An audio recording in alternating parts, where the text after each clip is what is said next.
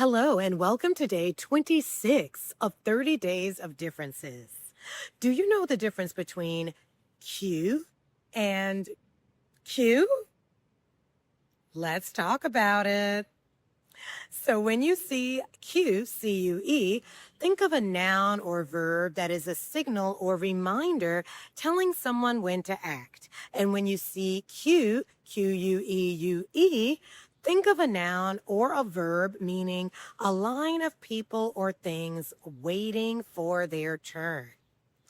So one day I was standing in a line for an event, and a British person came up to me and asked, "Is this a queue?" Or, "What is this queue for?" And I said, "I'm sorry, I don't know what that is." And then she looked at me like I had 5 heads. Now, clearly, we were in a line, but I'd never heard that word before, and I was in my mid-20s already. And that's because Americans use line and not queue for this type of situation. So, let's go to the examples. Example 1 with cue. The presenter waited for her cue before walking onto the stage. Now here, cue is a noun. It means the signal telling the presenter that it was time to enter. Example 2. The producer cued the host to begin the interview. Here, cued is a verb. So the producer gave the host a signal to begin. Moving on to Q, Q-U-E-U-E. Example 1. Several students were waiting in a queue outside the registrar's office.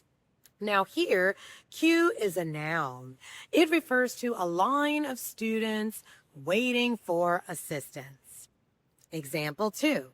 I queued 3 videos to upload to my YouTube channel. Now here, queue is a verb, and it means I placed the videos in a sequence so they could be uploaded one after another. So let's compare. The student waited for her cue to begin. The audience formed a queue outside the auditorium. So what's the big difference? Well, a cue, C-U-E, is a signal that tells someone when to act. And in this case, maybe the professor was telling the student when to start their presentation. Now, a cue, Q-U-E-U-E, is a line or sequence of people or things waiting for their turn. And in this case, maybe the people were waiting outside the auditorium to see a special performance. So remember, Q, C-U-E, is a signal or reminder, and Q, Q-U-E-U-E, is a line or sequence of people or things waiting. Now, both words can be nouns or verbs. So, do you feel confident about what you've learned today? Take a quick quiz in the description.